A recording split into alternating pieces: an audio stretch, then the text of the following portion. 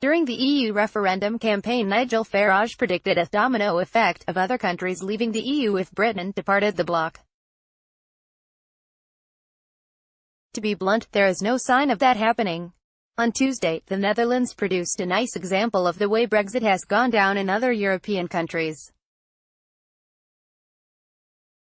Prime Minister Mark Rutte, usually thought of as a friend of the UK, took out a full-page newspaper advert warning his people to pay attention to the chaos over the North Sea in Britain. Far from setting an example for other breakaway states to follow, Britain's withdrawal is a cautionary tale to the continent, where the narrative is one of a once respected nation making a fool of itself. Even the most rebellious EU member states, led by right-wing populists, are not planning to leave. When the Hungarian foreign minister was asked on British radio recently whether his country would consider leaving the EU, given its constant skirmishes with Brussels, he simply said no.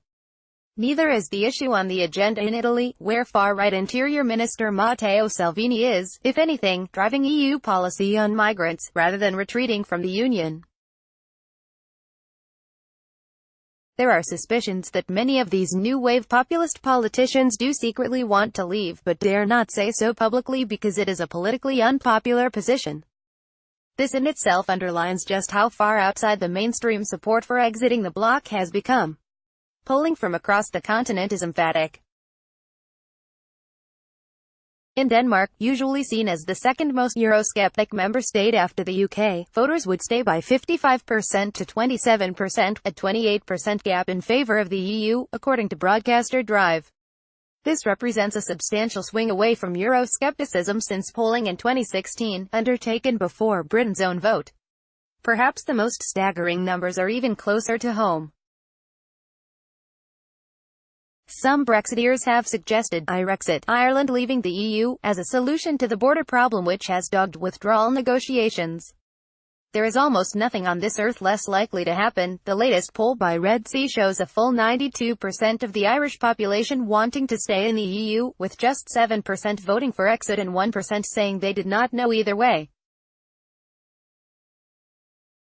In Dublin, the figure in favor of membership hits an almost implausible 96%. There will be all sorts of factors behind these numbers as well as Britain's example. The abatement of the euro crisis and of the migration crisis will have played a role.